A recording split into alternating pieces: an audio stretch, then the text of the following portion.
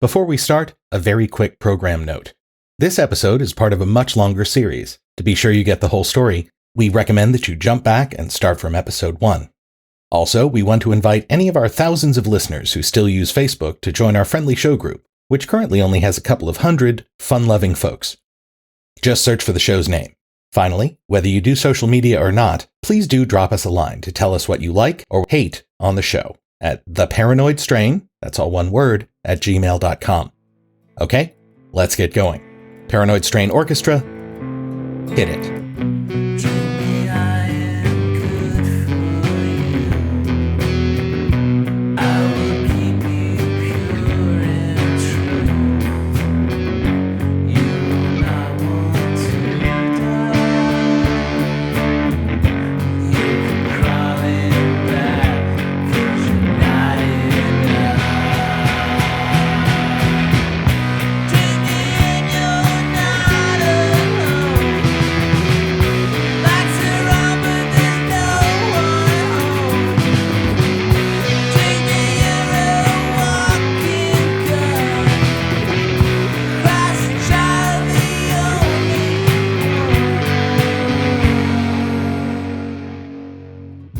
While undoubtedly the Kubrick fans among us have already figured this out, this section is all about the water fluoridation conspiracy, one of those hardy perennials that, though it hasn't fully blossomed into the mainstream since the 1960s, still flowers periodically in the present day, as recent news reports will attest. Cleaning your teeth or poisoning your body? The controversial question of whether to keep fluoride in Collier County's water supply, drawing dozens and dozens of people on both sides of the issue to today's county commission meeting. I now have no choice but to ingest this chemical, this neurotoxin, this hormone disruptor, because it's been done forever. Over 300 experiments, animal experiments, human experiments, lowering of IQ, etc. And what parent and what politician in their right minds would put their children's brains below their teeth? I think the whole topic of water fluoridation will sound completely different to you depending on your age. For example, I, as a withered husk of a man in his late 40s, remember that weekly, maybe bi-weekly?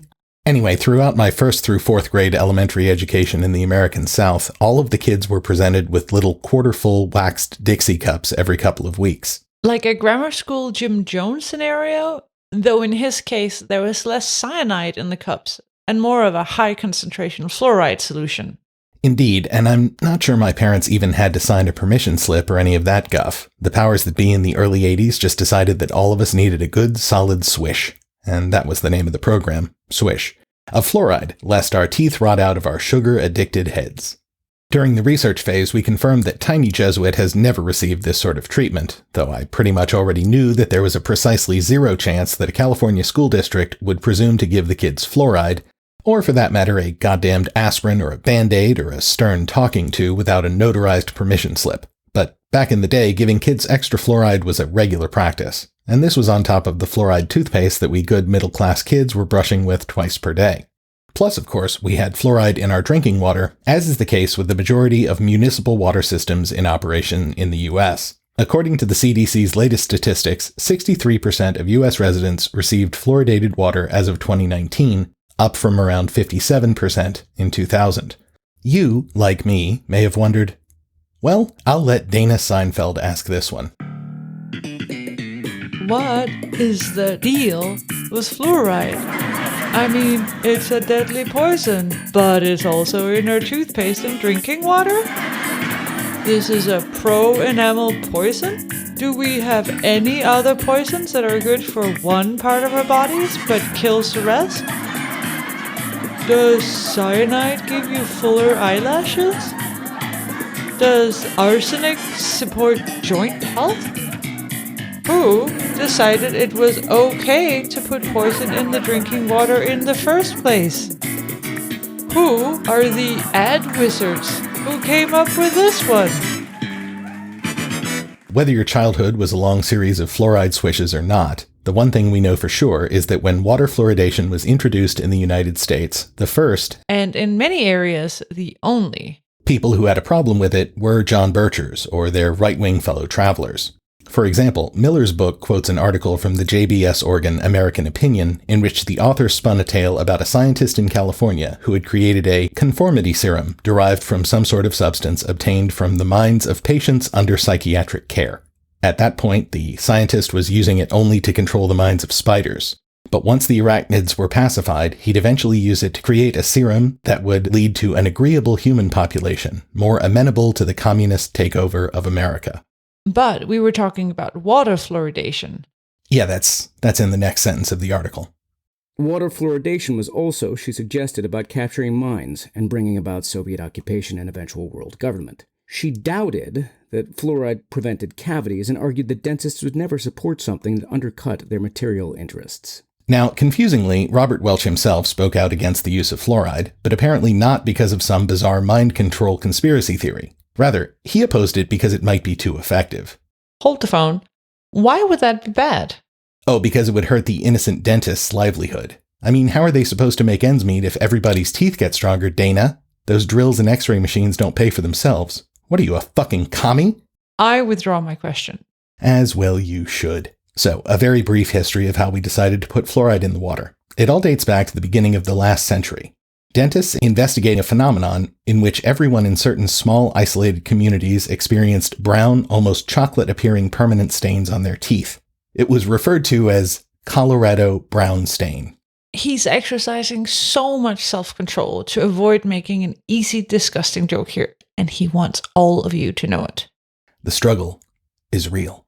The interesting part was that the dentists discovered that this unsightly stain was caused by fluoride in the water. They also discovered that the communities afflicted by this cosmetically upsetting but otherwise anodyne staining also had far lower rates of cavities than similar communities that didn't experience the staining.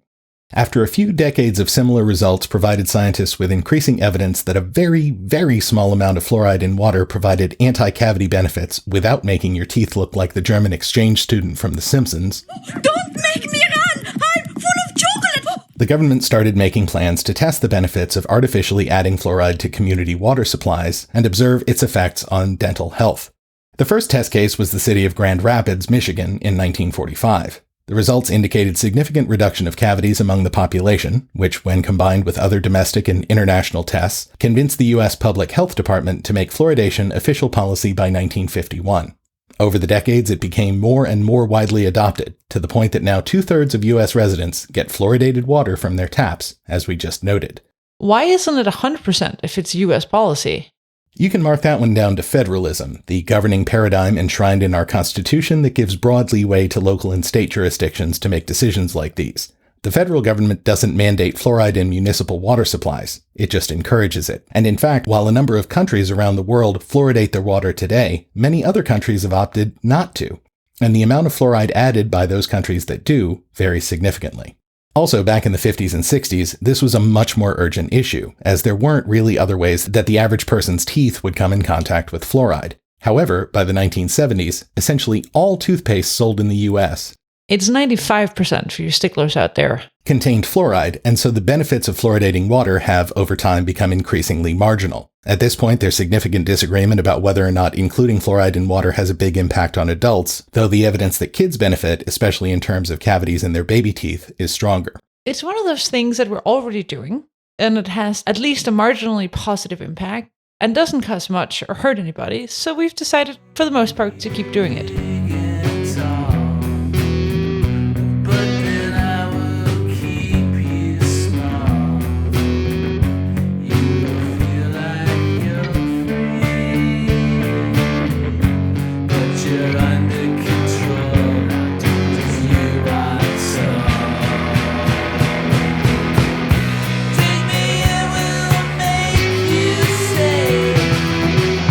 Wash you out in doctrine.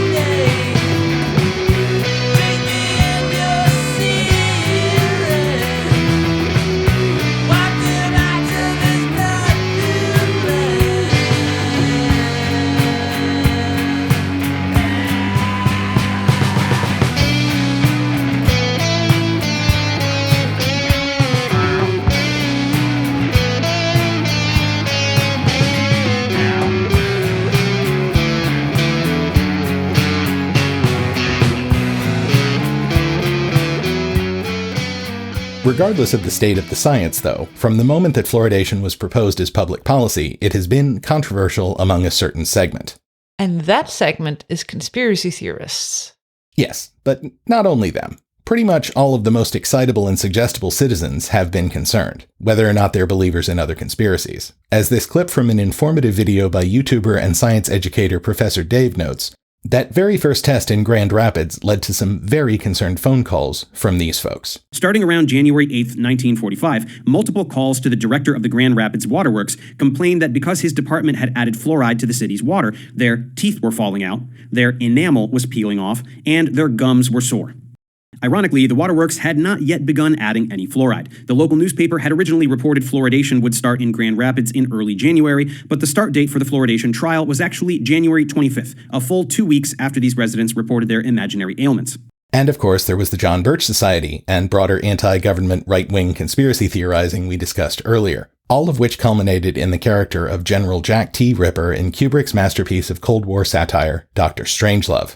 The action of the film is kicked off when the general goes rogue, sending nuclear bombers under his command on a mission to strike Moscow because I can no longer sit back and allow communist infiltration, communist indoctrination, communist subversion, and the international communist conspiracy to sap and impurify all of our precious bodily fluids. Well, that's insane. I mean, it's not like the guy hasn't thought this all through, Unicorn. Jeez. It's incredibly obvious, isn't it? A foreign substance is introduced into our precious bodily fluids without the knowledge of the individual, certainly without any choice. That's the way a hardcore commie works. I first became aware of it, Mandrake, during the physical act of love. Yes, a profound sense of fatigue, a feeling of emptiness followed. Luckily, I was able to interpret these feelings correctly. Loss of essence. I can assure you it has not recurred, Mandrake. Women sense my power, and they seek the life essence. I do not avoid women, Mandrake. But I do deny them my essence. The fluoride controversy gradually died down, though it flares up again periodically. In fact, a friend of the show who will remain nameless is a kinda sorta anti-fluoride guy, who when prompted sent over some concerns and beliefs he has about fluoridation, which in the spirit of our 9/11 Willem UFO episodes... Check those out in the feed. The production is amateurish by our current standards, but the content holds up. In the same spirit that we approached Willem's concerns about 9/11, we figured we would briefly address this unnamed friend's fluoride worries, starting with the warning on the back of your tube of toothpaste. I assume this is the one that warns you to call poison control if you ingest the toothpaste? Yeah, that's it. Now, in spite of the fact that fluoride in toothpaste is at a concentration 2,000 times higher than in fluoridated water, a bunch of sciencey blogs and studies tell us that even if you swallow the whole tube of Colgate, you won't die.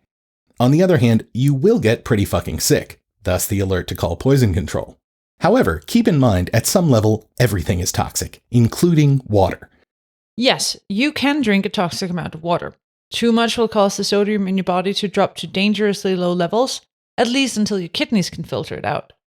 Low sodium makes your cells swell, including the ones in your brain, which can lead to seizures, coma, or even death.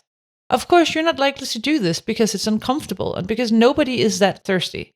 But the point stands. Everything is toxic at the right dosage.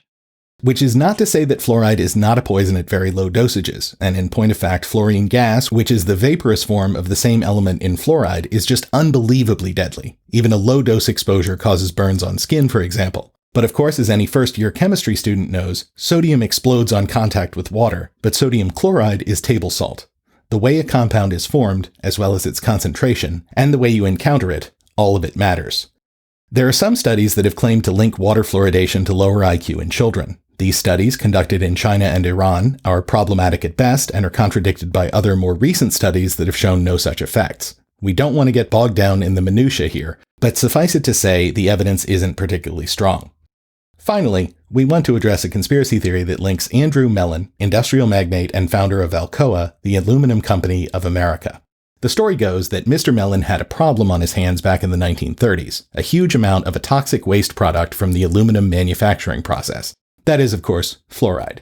But he came up with an incredible plan. Just sucker the public into letting him get rid of this fluoride by adding it to drinking water. Now, this whole scenario sets off our bullshit detectors from the outset. All right, no, turn it a little bit.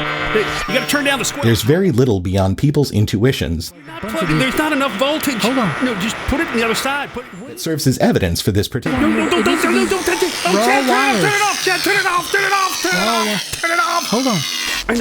Now, slowly this time, Chad. Just put the little thing. Just hook it on there. Hook it. Just hook it. It's going to ground out that way. Ooh, we got it. We are now in control of this broadcast. Here it is, Chad. We did it. We got it. We got him again every time with Fearful. It's so easy to catch him. You just invite him over and tie him up. Well, you just tie him up, or you intercept his broadcast through the atmosphere, Chad. You see how the wavelengths, they bounce over the stratosphere and they go around the world? There's so much noise in his Such show. a prolific and heated polemicist. None of this should be heard much in the young point where Welch's That finally the signal is cutting through right here. It really is. Well, he needs a little bit of assistance to make sure that there's a focus on what's really important. Yeah. You know, the truth has finally got to come through, Chad. It's got to come through. We got to cut through the noise of his ill-researched dreck. Research is a deadly slope. That's right. So do we have enough signal here to cut through the molasses? I think it's holding. Let me look at my oscilloscope. Do not attempt to adjust your sets. Well, Chad, there is no radio anymore. You understand that? What? You have any understanding of how we were able to assemble this device to intercept this podcast? There's no dials anymore, Chad. It's a VPN? There's no dials. There's no antennas, Chad. And you quit fiddling with it because it doesn't do nothing. Oh, it's just a box. It's one just of those a box, boxes. Chad. It's not really the whole internet. The world's knowledge has been distilled, Chad, into a nondescript black cube we put in our pocket. Now, if you're putting cubes in your pocket, that's between you and your pocket. We're the Chads, and we have inserted ourselves into your ear hole, and there's no way out. I dare you to try to take your earphones off, right? You can't do it. The ear hole is the toilet straight to the brain. Chad, I couldn't have said it any better myself. Look at the shape of the ear hole. It is designed to make things go in a spiral. That's right. And it's just like little ear turds spinning around. And they just keep spinning. Whoosh, straight into the center of your brain center. Right to your amygdala? Yeah. That's why we had to interrupt, dear listener, is he's Fearful Jesuit is pooping in your ear hole. Yeah. It may already be apparent my name is Chad. And I'm Chad. And we're part of a small crew, a small group of people that really want the truth to be more apparent to people. A consortium. We've been associates of the paranoid strain for a little while now, and we find a way to rebut. That means but again. Some of the horse hooky that paranoid tends to disseminate. The tiny ear turds. I looked up on Smilebox the other day, what is this fluoride nonsense all about? Right? And I was doing it just to get other people's opinion because I know exactly what I'm talking about, Chad. Yeah. Part of the problem here, Chad, is we've been led down this road by the U.S. government for generations. The fluoride was the first one. That was just the introduction. It's much bigger than that. Fluoride is the devil's spunk, Chad. You know where it comes from? Spunk. Let me tell you a little bit about fluoride. Is it a rock? Is it a haplotype? Chad. Is it a noble gas? Let's start from the beginning. Let's take a traditional debate approach here and try to come to understand the position of our opponent, Fearful Jesuit. All right. Well, it's a public health necessity. It's for the greater good. It repairs your tooth enamel, keeps people's teeth from falling out. So why don't we put it in the water supply and everybody get a little bit of it? Make everybody healthier. It's not keeping my friends' teeth from falling out. They drop teeth all the time. That sounds great, doesn't it? Yeah. If what we're imbibing is supposed to have a positive effect on the human body, what do we call that, Chad? If it's a chemical we put in our mouth and we swallow it, what do we call that? Well, I mean, you call it liquor? Call it medicine, Chad. Medicine. It's medicine. Yeah. It's medicine. And, but you have to get a prescription for some fluoride toothpaste. That's what I'm saying, Chad. Why do they just put it in the water? Have you looked on the back of your toothpaste, Chad? Have you read the fine print? I don't read fine print. If I recall, it says something to do with, you need to call the Poison Control Center if you eat this whole tube of toothpaste like my cousin Wilbur. Yeah. You put it in your mouth every night. You put it in your mouth. And I got family that eats that. They put it on crackers. Thicker than toothpaste. You remember old Long Neck Lenny? Yeah. He'd been eating toothpaste his whole life. Drive down the road with his head out the window because he couldn't fit in the car. And he's got that big lump on his throat because his thyroid's the size of a softball. Well, he's just like a giraffe. Well, how do you think that happened, Chad? Fluoride. That's right. Yeah. But, Charlie Chinstrap's been doing it for a long time, and he decided to quit. Why? Well, I think he might have got the goiter. How does he walk? My understanding, it does have an impact on testicular girth. I think there's worse stuff than that. So you're just going to roll over and take it. Is that what you're trying to say to me, Chad? You're just going to think, hey, put whatever you want in my water. Makes me feel good, makes me docile. I just think... I'm telling you, this whole fluoride in the water thing, it's one big fudge Wellington of a public policy procedure. Whew. Here's what I'm going to do. Right before the batteries run out of this gizmo that's barely holding on to a charge here, I'm going to turn back the clock, Chad. I'm going to turn it back to the late 1940s. The late 1940s. Okay. America's coming out of the World War. Industrial Revolution has happened. We're one of the largest industrial powerhouses in the nation. Yeah. We need a lot of steel. In the world. What did I say? America is the largest powerhouse in the nation. That's right. That's very Trumpy. We're the biggest U.S. that there's ever been, Chad. And the best. But let's go back, Chad. Let's go back. Late 1940s, early 1950s, right? United States has got all of this industrial production capacity. We got to do something with it. We got to build shit. We got to make the cities bigger. So, what do we have? We've got industrialists, Chad, that want to expand their industrial empires. Yeah. Steel magnates. The coal. Railroad. Coal. Yeah. Well, there was a gentleman by the name of Andrew Mellon. Yeah. This man's last name was Mellon, Chad. Mellon, like a melon you eat. He made aluminum, Chad. He was an aluminum god. Oh, yeah. Back in the early 20th century, this man, any Diet Coke can you were drinking back in 1939 was made by Mr. Mellon and his cronies. That's what drove Hitler crazy, was Diet Coke. And the aspartame. Boy, but there's so much, Chad. There's so much for us to talk about. There's so many turds. We got to get out of these people's ears. Yeah. So he decides, go walk through his factory one day, Chad, and they got these barrels of shit along the wall. Yep. And the guys are saying, wait, what are we going to do with all this shit in the barrel? He's like, well, what's in the barrel? And they're like, it's something we can't get rid of it because it's toxic.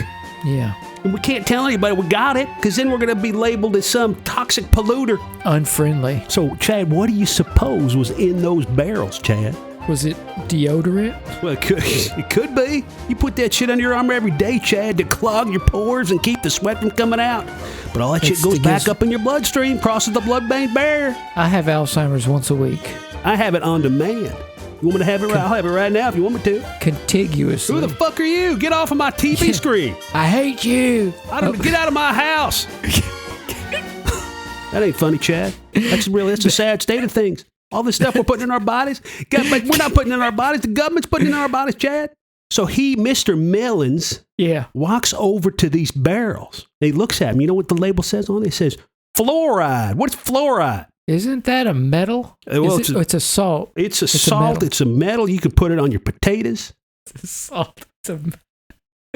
Tastes pretty good, right? I mean, especially fluoride with the 4 flavors that come out, that squirts out in a little thing and it makes a little spiral. That's pretty good, Chad. Oh, yeah. Put that on a vanilla wafer. Smucker's Twist fluoride. Well, you get the spearmint and you mix it with the vanilla on the cracker. Smart fuckers eat fart smuckers. It's good stuff, especially when they mix it in the jar before you put it on your bread. What's that smell? Ooh, it's making my eyes water. Give me the sweats. I got the chili sweats, honey. Give me another piece of that toast. Give me another. Ooh, that's making the whole room steam up. So, back to Mr. Mellon, Chad. Come on now. You're having Alzheimer's on me again. Here's the thing. He's like, we got to get rid of this shit. We can't keep this here. It's going to kill everybody in this factory. So what do they do? We got an inspection coming at the end of the decade. So Mr. Mellon pulls out his iPhone. Yes. Right? And he looks up and says, what could we possibly do with this shit that I got in my warehouse? Is it shaped like a melon? Is his iPhone shaped like a small melon? No, he looks like a melon. He's got the head the size of I'm a melon. That's how he got that name. So he says, look, hey, you know His what? whole family looked like melons. I read this article, just like Fearful Jesuit reading all his articles. I read this article says, fluoride may have a positive impact on the structure of your tooth enamel. Yeah. Did he pay for that article? Well, that's where it all starts circling back around, Chad. That's where these turds start spiraling in your ear, and I'm going to make them spiral. Were they having to disclose the funding for the research for the white paper? You're jumping ahead, Chad. You're jumping ahead. I'm trying to weave a narrative here for the audience, Chad. You're asking questions. It's making me skip to chapter 7. We're only on chapter 2. That's right. Never interrupt a Dreamweaver in their work. Why don't I be a... Why don't I be a smart ass? And instead of the government fining me for dumping this shit in the water, why don't I get them to pay me to dump this shit dump it in the water? There you go. Oh, see what happened, Chad? You see what happened? Oh, that's smart. Chad. If you can pass a law, you can make a lot of money. It's a true story, Chad. You can't make this shit up. You know how I know it's true? That's a bad image. It is. You know how I know this is true, Chad? Because where did I read it? On the internet. Smilebox, Chad. Smilebox. Chad, this is all over Smilebox. Chad, you should see the memes about this, Chad. They're very compelling. Are they funny? Chad, you don't seem to understand. That's not the reason we do memes, Chad. I thought memes was only for humor. No, memes are so that we can present ourselves, we can present a counterpart humorously. And when you do that, you don't have to provide as much supporting information to convince your audience that you really know what you're talking about. Do you make it witty? They don't care, Chad. Oh, yeah. So he hires Mr. Gerald Cox, a researcher. Yeah. And guess where Gerald Cox works? At the Mellon Institute. Oh, yeah. So now we got a scientist to back up this ridiculous claim that if we poison everybody in the world, their teeth are going to be a little wider. A little wider. So what's Mr. Mellon do? It's like, let's do this. Like, I can't get rid of this shit. Why don't I become, I'm going to be in charge of the U.S. Public Health Service, the PHS, as it was called back then, Chad. Mr. Andrew Mellon. Hot damn. The aluminum king, Chad, is now the president of the U.S. Public Health Service. He hires Mr. Cox, Dr. Cox. Dr. Cox. Dr. Cox says, this is great. This stuff is going to revolutionize dental medicine. So let's put it in the water supply. Everybody needs it. We got teeth falling out. We got people walking around without any teeth, whistling because they can't talk. Iron in the corn for the pellagra. That's right, Chad. Don't even get me started on Roundup, Chad. There's so much that we imbibe. Roundup. This is why everybody's stupid, Chad. This is why we can't think for ourselves. This is why we need a little black box in our pocket so we can serve Smilebox wherever we're at. Lead, BPAs, Roundup. It's all connected, Chad. PFAs, plastics. Mercury. Oh, yeah. Delicious, delicious mercury. It's everywhere. In the shrimp, in the tuna. So let me tie this all up now, Chad. So he convinces through his political machinations, he decides we're now going to put water, and he gets the endorsement of the U.S. Congress, everybody else involved. Yeah. You don't taste it. It's odorless. As much as I like to eat toothpaste on a Ritz cracker, Chad, let me tell you what it does to me. Yeah, tell me. And I didn't realize this until not that long ago. Yeah. I get headaches. Yeah. Chronic fatigue. Yeah. Dryness of the throat. Yeah. Frequent need to urinate, Chad. Yeah. I've got aches and stiffnesses in my muscles and my lower back. Yeah. I get spasms. Yeah. You ever had a spasm? Yeah. I get tingling sensations in my fingers, my abdominal pains. Yeah. My diarrhea, Chad. Yeah. I got the Hershey squirts all the time walking around. I got to wear rubber boots. Yeah. I'm dropping fudge Wellingtons all day. Your fudge Wellington.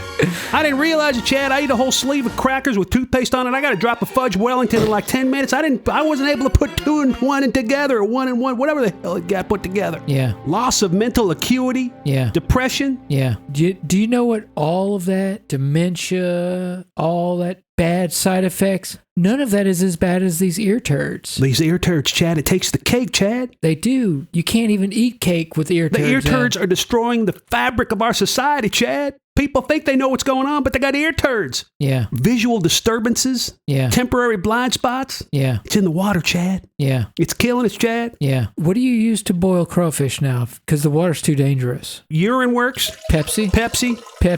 Mountain Dew. Sometimes half urine and half Mountain Dew. You almost don't need to spice it. I just wanted to paint one picture, Chad, of one compound that the government's releasing on us in the name of public health, Chad. But you know it's everywhere. It's everything. There's dozens of other chemical compounds that are out there. Everything. The sweeteners, especially the corny syrup, and the Zycolol. Don't even get me started on these sweeteners. Zachary. When I finished drinking that Bob Ross energy drink, my head started spinning. Did you poop on yourself immediately? I dropped a Fudge Wellington right there in the time saver. It was a happy accident. It's a happy little accident right there in the drugstore. Now, Chad, that's not the only thing we have to worry about. The stuff they're putting out there. That's just the tip of the iceberg. That's just the gateway drug. You know, I was reading something on my little black box about that, Chad. That it's in everything, Chad. The plastics, the chemtrails, the water we're drinking. Yep. The media that we're consuming. These made-for-internet streaming service movies. Well, let's talk about streaming for a minute, Chad. How many megabits you got, Chad? How many megabits you got in your house? 5G. You don't know.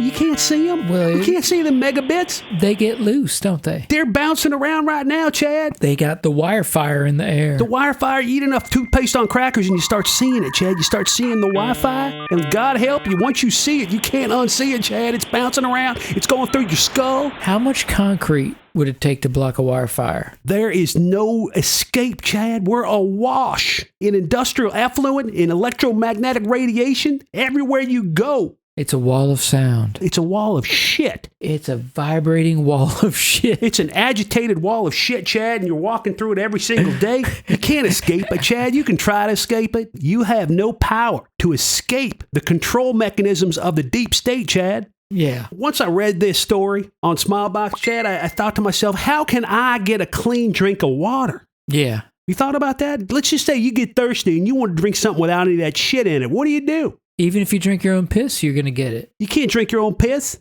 I mean, I'd like to see you try. If you can plug your nose.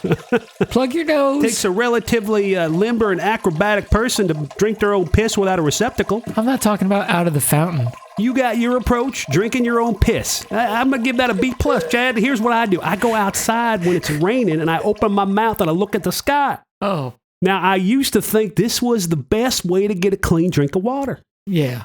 But now the rebuttal. What's that fresh, unadulterated water passing through, Chad? Dirty ass clouds. Chemtrails, Chad. Ass clouds. Ass clouds, Chad. Turd clouds. Chemtrails. It's passing through those wispy, billowy turds that the government's putting up there in their jet airplanes, Chad. To the layman, they're called chemtrails. Scientifically, they are known as ass clouds. That's right. Wispy little ass clouds going through my pristine raindrop. The circle of life, Chad, it was clean. Gaia did what she was supposed to do. She cleaned my water. Yeah. She made it proper, potable water for me to drink, and she generously dropped it on my face. But you didn't appreciate it. I didn't appreciate it because it's our fault, Chad. You didn't appreciate it. It's our fault. We let it happen. It's our fault. We didn't appreciate that water. Now it's mind control water, Chad. Mind control water. Now it's got them mind control chemicals from falling through them damn chemtrails. You can't do it, Chad. You can't have a clean glass of water anymore, Chad. It's not possible. No. You can't have a tall drink of water. You can't have a dark drink of water. a tall, dark drink of water. You can't lazily sit back on your porch and drink some clean lemonade. You can't take a fresh, clean face cloth, dip it in your tall drink of cool water, and wring it out gently and wash your toes with it. Pat it on your forehead to ease your worried mind. You can't do it. Ease your troubles with it. It's the second that rag comes into contact with your forehead, you're immediately absorbing this industrial effluent by Mr. Melon passing through your melon. That was why they were called the melons. It's all about putting that shit in the melon. In your melon. That's it. That's they want to control your melon, Chad. Andrew Mellon, Chad. Look it up on your little black box. Yep. The government's going to medicate us without our consent. Is that what we've been reduced to, Chad? What do you think vaccines are? Oh, don't even get me started. Did you up your polio vaccine lately? I did. I got a booster. You realize we're in the age of re-emerging diseases? We are, Chad. Not emergent. And we got diseases named after different animals. Cowpox. Monkeypox. You play Twister? Can't even play Twister anymore, Chad, without fear of catching monkeypox. I know. I was trying to get some pizza. I took the family over to Derpy Fools the other night to get some pizza. Yeah. And, everybody's having a good time. Yeah. We're at Derpy Fools watching the animatronics sing at us. Yep. Trying to eat my pepperoni pizza. Oh. And I feel something. I feel a waft. Oh, shit. A waft. You ever get an odd waft? In that bad motel I was staying in. Yeah, going down the stairs, there was a little box on the wall that would shoot out like fragrance. It would go when you walk by. It was, ooh. This feels like a contaminated waft. That was a waft. I don't think anything of it. I'm like, oh, well, that was an odd waft. Yep. I went back to eating my food, watching Derpy Fools up on the stage make their little do their little song and dance. And I'm like, but you know what kind of stuck in my ear? It was like an ear turd. And so when I got home and I was listening, who's that doctor that comes on TV sometimes? Sanjay Poopagoose. What was his name? Oh, I thought it was Dr. Feel. Maybe that's who it was. Dr. Feel. He's like, if you experience an odd waft, it might be a pox. It might be a virus. Now I got all this agitation that I was in the presence of 72 other people drunk out of their minds trying to entertain their children at Derpy Fools. Yeah. And I might have caught something, Chad. I'm not feeling right. And I'm not talking about fluoride symptoms. This is something a little stronger. Yeah. So I need a booster, Chad. I don't know what to boost. You need help. You need friends. You need someone to lock you in a room and give you the Bob Ross and hide the Wellingtons. What's that Muppet that came on Richard Sniffums? What was his name? He had that funny dance. The purple one. Ookie, ookie, ookie. That's it, Richard Sniffums.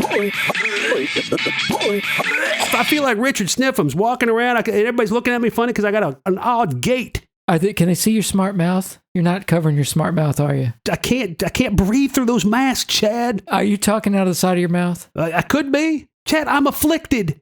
Where's your tongue? Is it in your mouth? It's the viruses. It's the shit in the air, Chad. Yeah. You're going to get it inside. You're going to get it outside, Chad. Yeah. I invited Charlie Chinstrap over for some chicken lickums. And he's like, what's wrong with you? You look like Richard Sniffums.